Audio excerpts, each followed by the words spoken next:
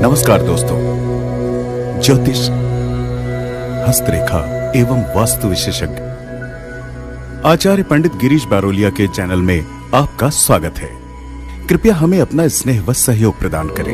हमारे चैनल को सब्सक्राइब करें और बेल आइकॉन को प्रेस करें। साथ ही अपने आत्मीयजनों के साथ इसे अधिक से अधिक शेयर करें। आपका जीवन मंगलमय हो। लाइक करें, शेयर करें।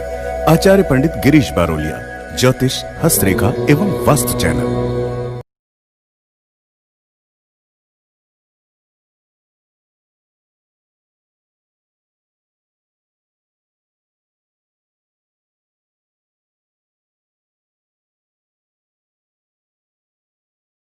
राधे राधे। जय श्री कृष्णा। नमस्कार, मैं आचार्य पंडित गिरीश बारोलिया, गायत्री महामंत्र। ओम भूर्भुवः स्वाहा तत्सवितुर्वरेण्यं भर्गो देवस्य धीमहि धियो यो नः प्रचोदयात्। अखण्डमण्डलाकारं व्याप्तं येन चराचरं तत्पदं दर्शितं येन तस्मै श्री गुरुवे नमः। तस्मै श्री गुरुवे नमः। भाइयों, देवी स्वरूप माता और बहनों, गायत्री साधना प्रश्नोत्तरी की इस कड़ी में जो लगातार हम प्रश्नों के उत्तर दे रहे हैं, ये दिनेश शर्मा जबलपुर मध्य प्रदेश से हैं। इनका अगला प्रश्न है कि नवरात्रि में की गई साधना का महत्व क्या होता है, उसका लाभ क्या है, यानी नवरात्रि में हमें साधना क्यों करना चाहिए, इसका विशेष महत्व क्यों माना गया है। मित्रों, प्रकृति में कुछ समय इस प्रकार का आता है जिसका एक महत्व विशेष प्रकार का होता है। जैसे हम ब्रह्म मुहूर्त यानी अंधेरा जाता है और उजाला आता है,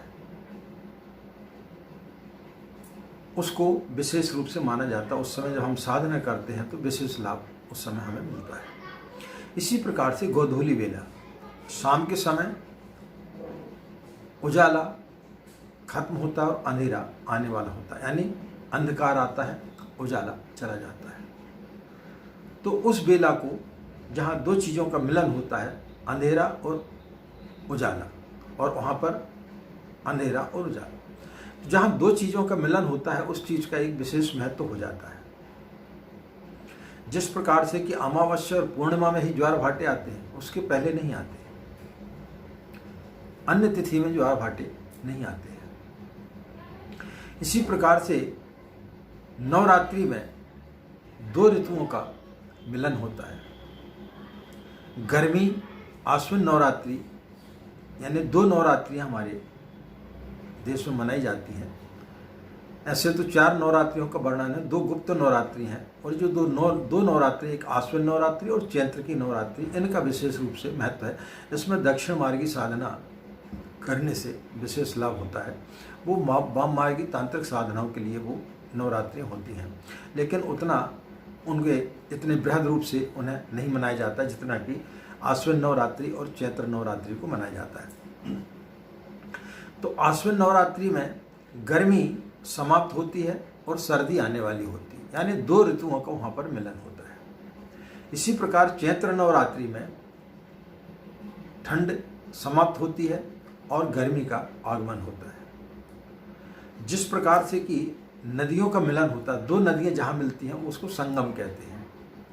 जैसे प्रयागराज में आप जाते तो वहाँ गंगा, यमुना और सरस्वती, 3 नदियों का वहाँ पर संगम होता है। तो वो स्थान सबसे ज़्यादा पवित्र माना गया है। वहाँ पर जाकर के पिंडदान इत्यादि और सारे कर्मकांड वहाँ पर किए जाते हैं। सबसे पवित्र स्थान उसे माना जाता है। तो जब दो ऋतुओं का परिवर्तन होता है तो उस समय पृथ्वी जो है वो रजस्वला रहती है। तो उन 9 दिनों में व्यक्ति के अंदर भी एक उथल पुथल होती है। जब जो भी व्यक्ति पैदा होता है तो जो 12 राशियां हैं और जो 9 ग्रह हैं 27 नक्षत्र हैं, उन सब का व्यक्ति के उसी आधार पर उसके जीवन में परिवर्तन होता है, उसी प्रकार से उथल पुथल होती है। तो उन 9 दिनों में व्यक्ति के अंदर एक विशेष प्रकार की ऊर्जा आती है। इन दिनों में उसकी राशियां प्रभावित होती हैं, उसके ग्रह प्रभावित होते हैं, उसके नक्षत्र प्रभावित होते हैं, उसके अंदर एक विशेष प्रकार की ऊर्जा उस समय आती है, अंदर एक विशेष प्रकार का ज्वार भाटा उसके अंदर चलता है। तो इन 9 दिनों में जब हम गायत्री की साधना करते हैं, 24,000 का जो लघु अनुष्ठान करते हैं, उसके बारे में आगे वाले एपिसोड में हम आपको पूर्ण विवरण तरीके से बताएंगे। तो जब हम गायत्री की साधना करते हैं तो उस समय हमें कई प्रकार की चीज़ों की प्राप्ति होती है, अन्य समय की अपेक्षा ज़्यादा लाभ होता है।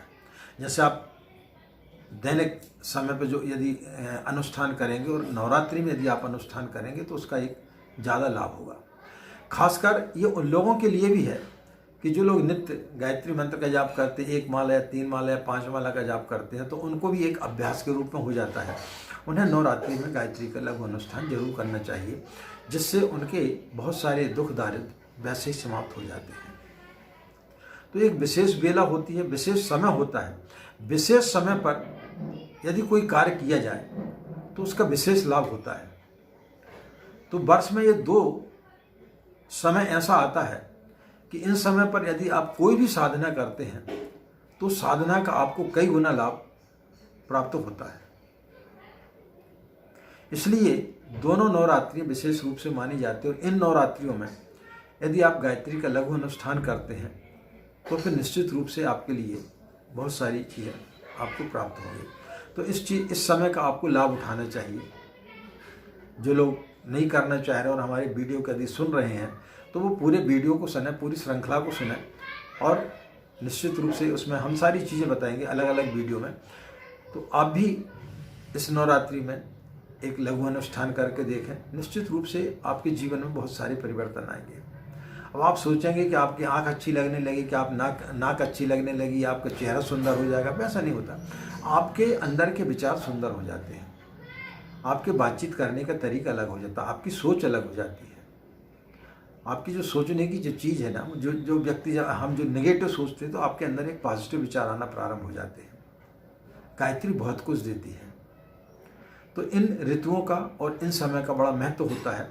इस समय पर यदि जो भी व्यक्ति गायत्री की साधना करता है उसके लिए निश्चित रूप से बहुत लाभ प्राप्त होंगे।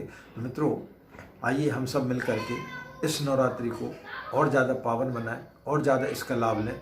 जिन लोगों ने दीक्षा ली है और जो लोग हमारे वीडियो को सुन रहे हैं वो इस नवरात्रि में एक लघु अनुष्ठान जरूर करें, तो निश्चित रूप से माँ गायत्री उनका कल्याण करेंगी।